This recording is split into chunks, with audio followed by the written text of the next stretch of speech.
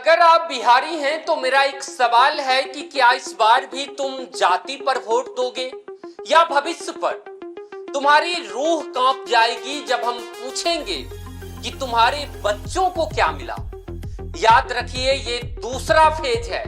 ये वो निर्णायक घड़ी है जब आप एक बटन दबाकर अपने अगले 5 साल का नहीं बल्कि अपने बच्चों के अगले 50 साल का फैसला करने जा रहे हैं। याद रखना, जब नेता वोट मांगने आता है तब हमारे नेताओं को याद आता है सिर्फ जाति। याद है पिछले चुनाव में जब आपकी जाति का नेता आया तो उसने हाथ जोड़े, उसने आपसे जाति भाई होने के नाम पर वोट मांगा। याद है आपने उसकी मीठी बातों पर यकीन किया, आपने अपने जाति धर्म के नाम पर वोट ठोक दिया। तो पूछिए उस नेता से, उस सरकार से कि तुम्हारे बच्चों को क्या मिला। मंत्री विधायक के बच्चों को ऊंची कुर्सी, गाड़ी बंगला, विदेश यात्राएं मिली, लेकिन तुम्हारे बच्चों को क्या मिला?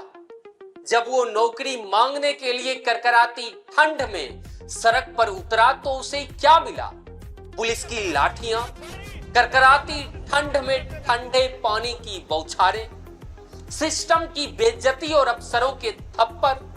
ये कैसा लोकतंत्र है बिहार का, जहां नेता का बेटा राज करेगा और तुम्हारा पढ़ा लिखा नौजवान अपनी पीठ पर लाठी की धारियां बनवाएगा।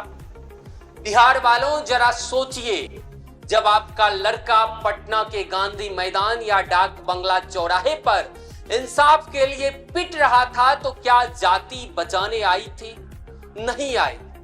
वहां उसकी पहचान सिर्फ इतनी थी कि वो बिहार का बेरोजगार लड़का है। तो अब ये मौका है, इस बार जब वोट डालने जाइए तो अपने मन में ये 3 सवाल पूछिए कि क्या मेरे बच्चों को बिना धांधली के नौकरियां मिलेगी? क्या मेरे बच्चों को पढ़ने के लिए अच्छा स्कूल और इलाज के लिए बेहतर अस्पताल मिलेगा? क्या मेरा नेता सिर्फ जाति की बात करता है या विकास और रोजगार की बात भी करता है? जाति पार्टी में बटे रहोगे तो सिर्फ लाठियां और बदहाली मिलेगी। इस बार उस जाति भाई को नहीं बल्कि उस उम्मीदवार को वोट दो जो तुम्हारे बच्चों को लाठी नहीं किताब थमाए। उस उम्मीदवार को वोट दो जो तुम्हारे बच्चों के लिए नौकरी के दरवाजे खोले, घोटाले के नहीं।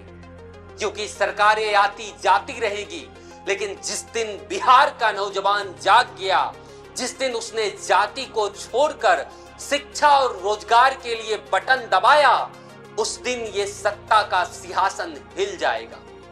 उस दिन बिहार में केवल विकास की सरकार बनेगी, जातिवाद की नहीं। जागो, सोचो और अपने बच्चों के भविष्य के लिए वोट करो।